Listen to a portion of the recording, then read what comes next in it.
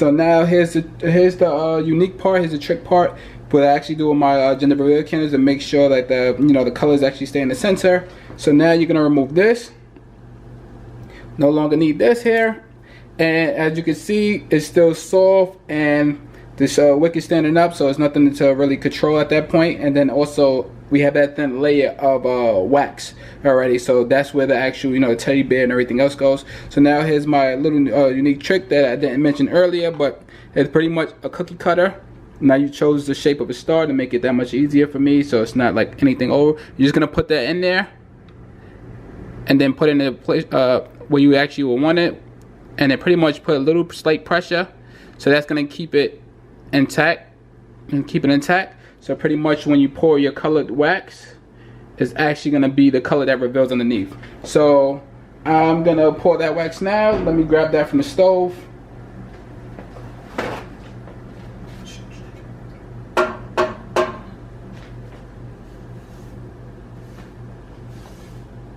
So I'm gonna pour that now, so you can see it's the blue wax, and that actually cooled off a little bit, not too much, but and then you're just gonna put not too much, just enough so the color can be revealed underneath. And yeah, just not too much, because you still don't want it to pass through, so you can see the bottom of it. And if it does pass through to see the bottom of it, it's not the end of the world. We actually still could cover that, so I'm not worried too much. And I'm gonna let that blue wax actually cool off, so you can see the final process. Okay, so now as you can see, you have the blue in the center, the brown is still brown on the outside, and everything is still pretty much perfect intact. So now I'm gonna remove my cookie cutter, and the wax, purposely the wax didn't harden fully, because I didn't want that, because I want to be able to slide it off smoothly without tearing it apart. So now I'm going to show you guys actually how I pull that off, and you guys are going to see from here. Hold on one second.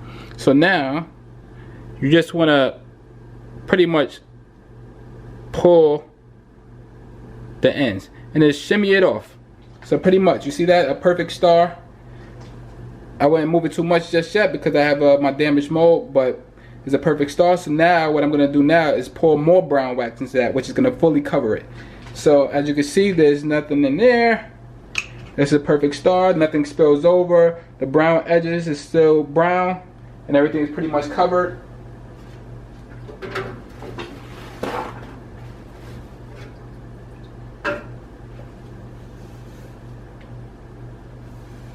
So now on to cover it with my brown wax.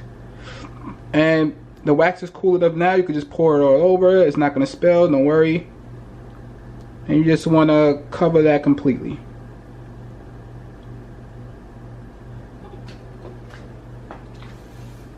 So, perfect. So now that's covered. As you can see, it's fully covered now. You're not going to see any blue from here on out. It's not going to spill, it's not going to drip, because we waited to the proper temperature for it to actually pour the brown wax over it. So now it's not going to bleed or anything. So now I'm just going to wait for this to harden. I'm going to show you how it's going to look, the final setup, and then we're just going to go on to actually how I actually melt the bottom and have the bottom just lock everything into place. All right, one second. Okay, so now everything is dry. So as you can see, there is some blue there, but it's not going to be enough to mess anything up or anything. It won't mess anything up at all because it's not really bleeding, it's just showing the actual star. So now I'm going to demold this so you can see how that would look. Okay, perfect. There you go. Like I said, everything's all nice. So as you can see, everything's nice, everything's in perfect shape, perfect addition, perfect, beautiful. So now smooth that out if I wanted to, but no real issue. So take the bottom part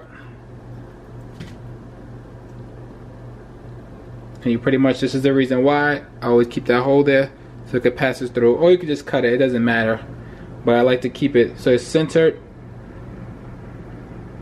and then this way we put it in the actual tin can, and then it just sit like this, and then you have the bottom portion melting, and then just going rising, and then when it reaches this point, it'll pretty much seal it.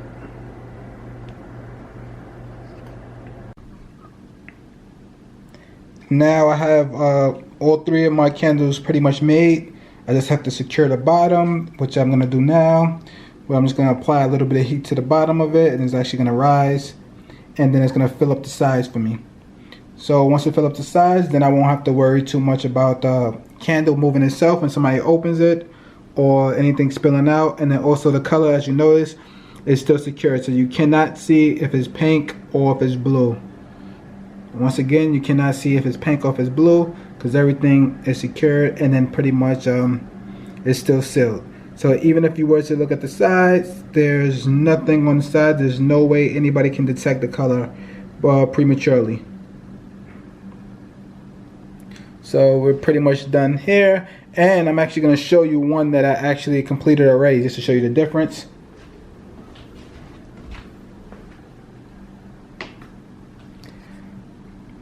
So here's a candle that I actually made previously.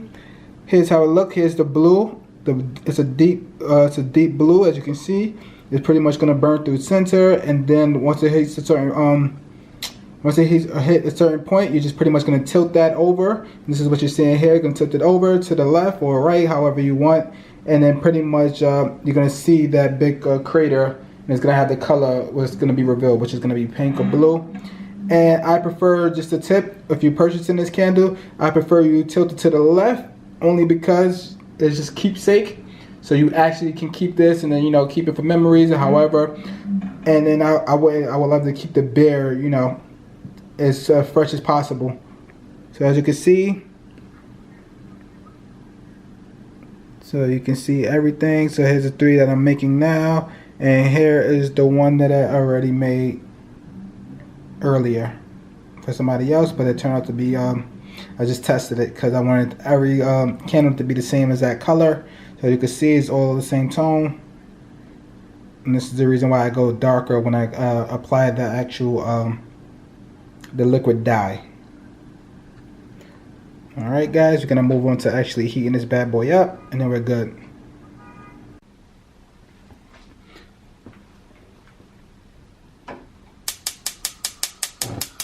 So now I'm actually gonna heat my pan up, because I'm actually gonna do this process in the frying pan. I'm gonna let that heat up, and then I'm gonna do one by one till each of them are secured, and then I'll be all set to actually ship these bad boys. As you can see, before I do it, how it is. So you want to make sure it's centered. You want to make sure everything's set.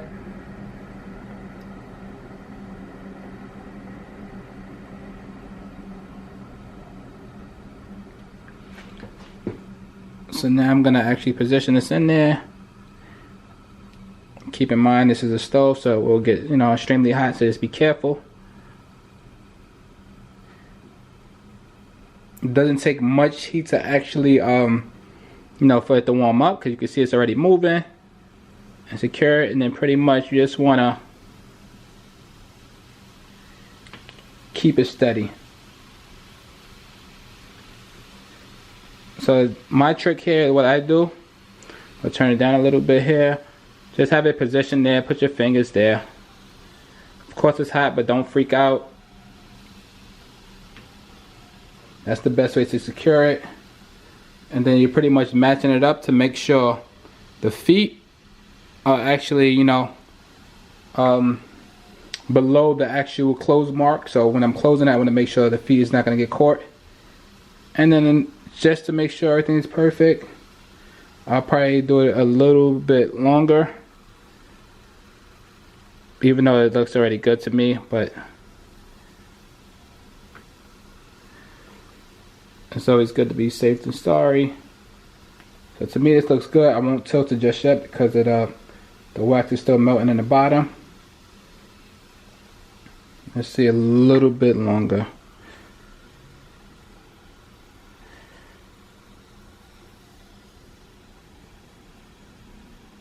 Okay. That's looking good.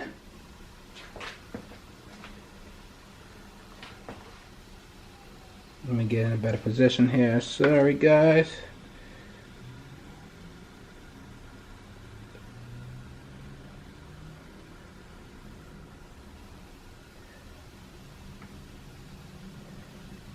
Perfect.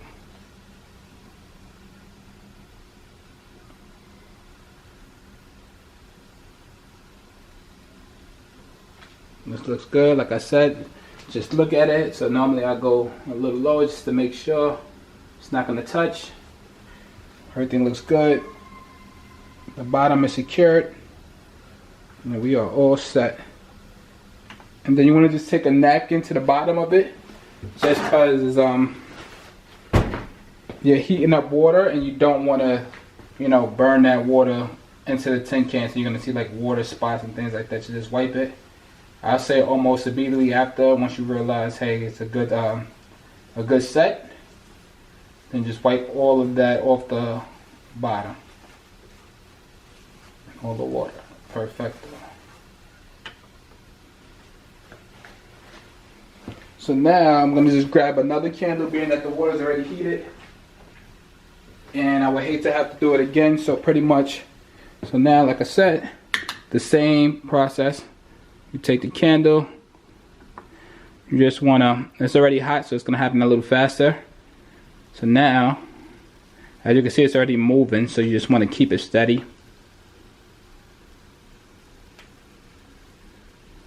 Keep it steady till you feel comfortable enough that the beer is not going to, you know, touch the top. And then just grab it.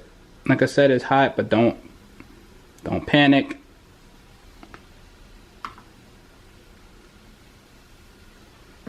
And then you just take a look at it to see if it's at the level you want. So right now, this one's a bad job so far because I see the nose is sticking out. So now, what I'm going to do here, place it back in. Actually put a little pressure down on it so this one can actually melt faster on this.